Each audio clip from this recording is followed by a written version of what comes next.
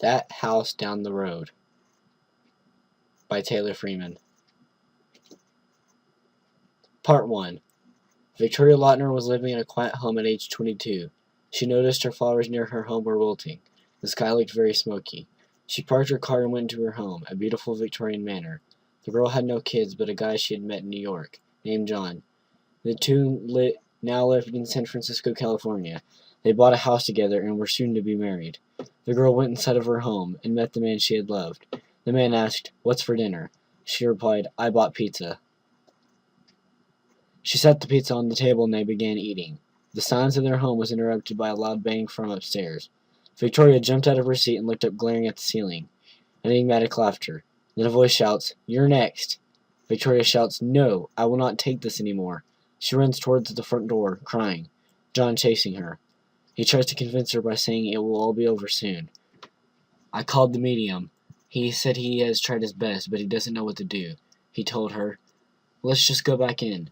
After walking back into their home, sitting on their couch, not even trying to finish their pizza, keeping their minds off of what had happened earlier.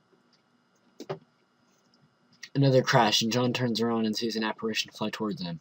He begins being dragged from his chair and onto the floor, and gets dragged down into the basement. Victoria screams. Everything goes dark. Nick, a freshman in high school, loves everything that has to do with science fiction. A boy who is very tall, around 5 feet 7 inches tall for his age, and age around 14. Two of his many friends are named Alyssa Daniel and Jessica Jameson. Alyssa, a girl in the 6th grade. She is 12 and is an athlete in gymnastics and an amazing artist. Jessica Jameson is 13, a younger girl than you would expect. This young lady has an IQ of 120. Being quite smart for this age, she has to deal with a lot of stress in everyday life. She's not in any sports, but she is in SMART Club. SMART stands for Specific, Measurable, Attainable, Realistic, and Timely Club, which means she is always busy with friends, and her teachers expect a lot from her. She has high expectations. Part 2. Nick has received an invitation from an anonymous person in the mail that states he has been invited to a Halloween party on Halloween night. His parents agree to let him go, but today he has school. He catches the bus and arrives at school. His friends Jessica and Alyssa want to go as well. The day is the 30th of October, a day away from the party. After school, Nick gets dressed up in his favorite costume, a ghost. Then his mom knocks on his door. "You ready, Nick?" He replies, "Yes, Mom." And then they walk out the door. His mom drives him to the house. Alyssa and Jessica are already there. He gets out. His mom says, "Be safe, please," and drives away. Nick and his pals approach the Victorian manor. They creak up the steps, then caught by the wind, the door swings wide open. Startling the group of kids, they press on into the blackness of the house.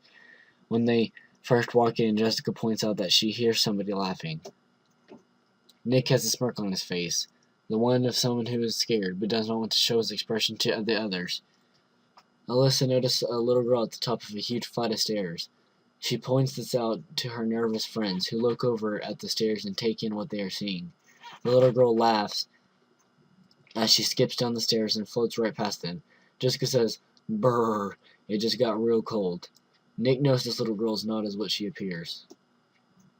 Nick was definitely trapped with him and his friends. A little girl who is a ghost stands between them and leaving. Jessica notices a door to the left of the front door. The door is black with red swirls all around it. The group jumps after dodging the ghost towards the direction of the door, and Alyssa opens it. They quickly go into the room, not absorbing all of what was in the room, hoping to be rid of the ghost.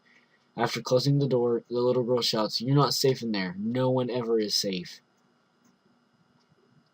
Inside the room is several paintings that are portraits of various people who look like they belong to the 1950s. Part 3. After observing the room mysteriously and quite out of nowhere, the lightning strikes, hitting the ground, sending a loud shockwave of thunder towards the group. Startled, Alyssa says, "I want to get out of here." Looking around the room, then they try to find something useful, but it looks like an attic, full of junk and piles of stuff from the 50s, which is practically useless. Stuff like coonskin caps and bucket purses. The house looks like it has been empty for some time. There's a picture of Victoria Lautner in the pile of junk. They find a door leading to a secret underground passage that leads towards the front yard, almost like it connected the cellar to the outside. Once outside, the group notices an older lady sitting down outside of the house. She said, That house is more full of ghosts than the Whaley house. Jessica says, "Who are you?" She said, "My name? The name is Victoria Lautner. I lived in that house about 32 years ago. The most horrible experience in my life." Alesta asked, "Did you live alone?" Victoria said, "No. I had a fiancé, but 2 weeks before our wedding he died. Because of that house, I was never married."